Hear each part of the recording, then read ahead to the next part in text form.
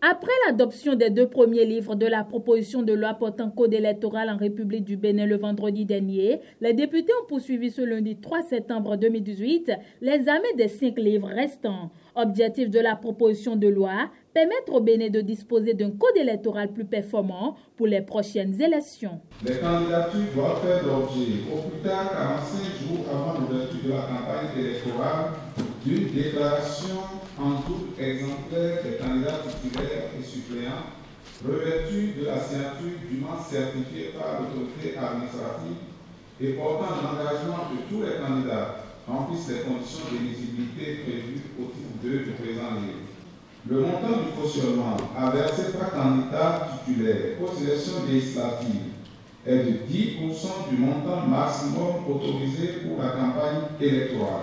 Tout individu qui se fait enregistrer sur la liste définitive de candidature à une élection pour laquelle il n'est pas éligible est déchu de son mandat en cas d'élection et puni d'une amende de 5 millions à 50 millions de francs. À l'issue de la présentation des articles amendés par la Commission des lois, place au débat. La charte des partis politiques dit que quand on a 18 ans, on peut créer son parti politique. Et là, dans ce code, pour aller aux élections, il faut avoir 25 ans. Je ne sais pas. Le jeune qui crée son parti politique à 18 ans doit attendre 7 ans avant d'aller aux élections. On veut l'envoyer en formation durant 7 ans ou bien c'est quoi? Monsieur le Président, je veux comprendre. J'ai proposé que, au niveau de l'article 242, que la disposition du présent code qui prévoit que seuls les partis qui auront recueilli 15% du suffrage pourront se voir attribuer des sièges. J'ai proposé 1% à ce niveau. Au niveau de l'article 308, on dit sont inéligibles pendant l'exercice de leurs fonctions et pour une durée d'1 année après leur cessation de fonction. Ça, c'était l'article 308.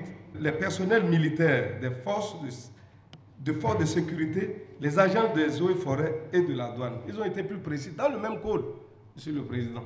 Donc, j'aurais souhaité que, au-delà de garder l'article 244 comme tel, que nous puissions tout au moins préciser.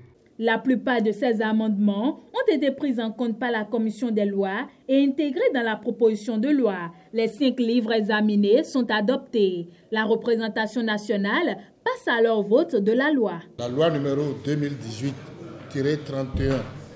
portant code électoral en République du Bénin est adoptée. La présente loi est adoptée par la majorité des députés présents et représentés contre 18 voix des députés de l'opposition et 0 abstention. Comme innovation apportée au nouveau code électoral, on peut notamment retenir que la caution pour l'élection présidentielle est de 250 millions de francs CFA, 25 ans est l'âge minimal retenu pour être candidat à l'élection législative, les anciens présidents peuvent être candidats sans perdre leur statut et le quitus fiscal est exigé dans les pièces pour le dépôt des candidatures. Le second point à l'ordre du jour est l'examen du projet de loi portant autorisation de ratification de la Convention de crédit dans le cadre du financement du programme d'appui des villes au changement climatique PAVIC. De façon globale, la ratification de cette convention va générer des avantages qui impacteront directement environ 120 000 bénéficiaires.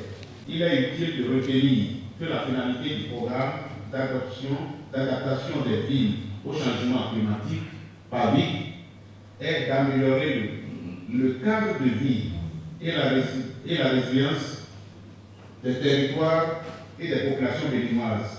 Amendé, le projet de loi a été adopté à l'unanimité des députés présents et représentés.